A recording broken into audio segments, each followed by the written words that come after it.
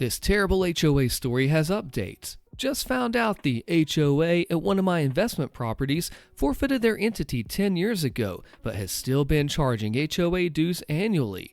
I started digging recently after the HOA president emailed everyone threatening to put a lien if they didn't pay their dues. Corrupt jerks. Check out this video in podcast form by searching Austin Stories wherever you listen, or check the video description for a link. So the HOA president got a lawyer only representing the HOA president, not the HOA or the other directors, and responded saying that the HOA president was not acting for profit, was acting in the best interest of the HOA this whole time, and had no idea about the accounting and lack of compliance of the HOA, since it wasn't his specific duty. Therefore, there aren't any damages to pay up, and that they are currently working on reinstating the HOA.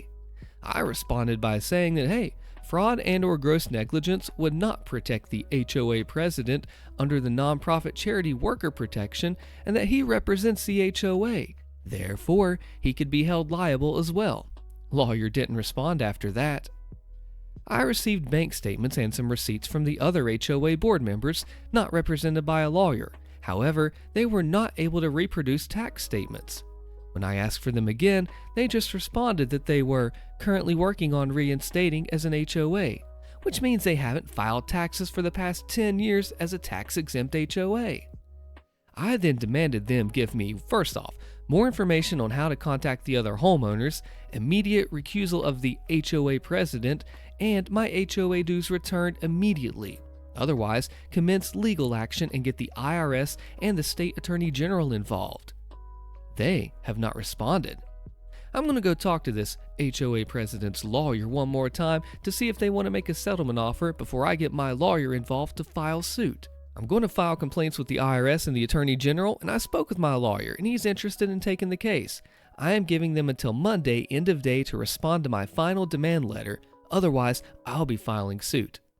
An update. So I filed complaints with the IRS, and now I'm in conversation with their lawyer about settlement. I figured something else out. Not only is there economic damages, but also special damages. If I were to sell this home, I'd have to disclose that this property was under a defunct HOA that didn't follow laws and regulations and was mismanaged for the past 10 years, which means loss in property values and or intangible damages. So if they don't settle, I'll be suing for the HOA dues and the loss of property values. Let's see what their lawyer says. I'm still pro se with my lawyer, waiting to join in on the action. The lawyer is stating that the HOA president had no idea that the charter was out of existence and that I still benefited from the work that he did around the place. I gave them until today to send me a settlement offer. I guess I have no choice to bring in my lawyer now. The defendant is attempting dodging getting served. All attempts, including constable, electronic, and regular mail, have now failed. Attempts at books and records failed for tax records, which they admit they are still working with the IRS to get those records. I'll be looking at one more attempt at certified mail through constable and then writing a motion for default judgment. The case is still ongoing and active. They've dodged all 3 attempts at constable citation service and now going for constable certified mail. I've already done regular mail and electronic service. This will be the last step. Then I will request either default judgment or a request for court order for them to respond. I've researched the laws of my state pertaining to this, and a service by email once all other attempts are exhausted works for proper notice of citation, as long as the email can be identified as the defendant's email. Fortunately, I spoke with the HOA president recently from his email. So I did some reading and I figured something out. In my state, a forfeited entity cannot sue or defend itself, and also places the liability of any losses or damages by the HOA squarely on the directors who are board members. I decided to just file a petition in district court pro se assessing damages, mainly from damage to home values. I didn't mention the specific number in the petition because we would have to report all this fraudulent stuff on the seller's disclosure when wanting to sell. We can let the judge decide how much that would affect property values. I also asked for a declaratory judgment to the effect that the HOA be dissolved legally. Filing the petition cost $350. I'll bring in a lawyer during the settlement talks or if things get complicated. I emailed the HOA board the filed petition. Curious to see how they defend this, especially if the entity which I am now suing can't defend itself because it doesn't exist. The final updates. The petition was accepted, filed, and stamped by the district court. I spoke to the HOA president lawyer who wouldn't tell me the address of the HOA to serve, but told me that the HOA president was willing to accept the petition on the HOA's behalf. I amended the petition and added the HOA president as defendant, e-filed and served, and now serving through the service of process. I'm working on finding an expert appraiser who will value the property knowing what is happening at the HOA and will work on getting an affidavit from them. You would think that not filing tax returns and just trying to slide under the rug for 10 years, sometime you get caught up, right? You can't go on with that forever, and a decade is sure as heck longer than it should be. One day is longer than it should be. What would have you done? This is a crazy HOA story with a massive update of illegal businesses and fines, and oh man, you gotta hear this. It's called Revenge of the Roomba. Get ready. So I moved into a downstairs apartment that's fairly soundproof. I haven't heard a sound from my neighbors to the sides, and my next door neighbor only occasionally hears her very large upstairs neighbors. But mine, oh boy, I lucked out. Even though the apartment expressly forbids it, they've run several illegal and noisy from-home businesses out of their apartment upstairs. Furniture making and commercial cooking being the loudest. They also wear cowboy boots in the apartment while stomping around until 2 a.m., all while making furniture or loudly unpacking and running industrial kitchen equipment till that time as well. Every time I finally prove to the HOA that they're running a particular business, well, they just switch it up. I've also tried reaching out to them, but they've pretended that they couldn't speak English. I've seen them speak to others in perfect English. Their recent venture has what sounds like a router running for 5 to 8 hours a day. Still stomping in cowboy boots though. They've banged and stomped and whatever so loud that my dishes rattle and my ceiling shakes. But now, just recently, they stop at 10 p.m. because the main couple had a baby and they go to sleep earlier. So tonight, my petty evil plan begins. I moved my bedroom from under theirs into my office. In my old bedroom, I've placed random wooden boards that butt right up against the ceiling. Each board is of a different thickness for maximum screwery and sound difference. I then closed the door to that room and set my Roomba loose in it. This isn't a new style one that maps a room. This is the old school heavy Terminator style that just bangs into things until it dies. I'm now sipping on a whiskey sour in my bed while giggling every time I hear a new board vibrating straight into their floor at 1 a.m. Big update time. So it's been a long, odd war. The Roomba board resonance forest got an immediate reaction. The upstairs neighbors went to the HOA to complain about me running industrial machinery all night. They also said that I was, quote, not a very nice man, end quote. The HOA suggested that we have a mediation meeting, which I was all for. I told the HOA that I had plenty of evidence to present, but this meant that I very quickly had to take down my Roomba forest because part of this mediation is to check both apartments. After about a week or so, suddenly the idea of a mediation meeting went away. The HOA would be of no help. I was told that I would have to directly deal with the management group that managed the upstairs unit.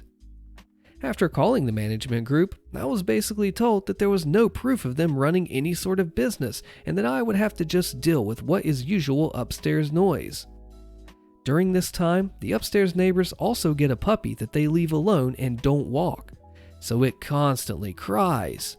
When I bring this up to the management group, I'm told, well, it's a service animal, so drop it. I am clearly losing every battle. So I am become Karen. I emailed the management group asking them what would be considered excessive noise. For example, if my dishes are rattling at 1 a.m. or banging so loud that echoes can be heard. They agree, yeah, that would be excessive. I researched the management group as well, and it turns out the owner of the group is married to someone on the HOA. Seems like a conflict of interest there. I buy a directional microphone that captures bass pretty well and some editing software. I begin near constant recording on a spare phone. Every time I hear a boom, I stop the recording and I mark the time. Meanwhile, I call several agencies involved with animal and human disabilities. Turns out that making a false claim about a service animal in my area carries a $600 fine. I notify the animal agencies that there's a service animal being neglected, and the human disabilities agencies that there may be someone falsely claiming a disability. After getting a month's worth of recordings of loud booms that echo, dish rattling, stomping, and loud, odd electrical noises at 1 a.m., I edit together a 7-minute-long film of all the sounds, with timestamps posted. I also hike the bass way up.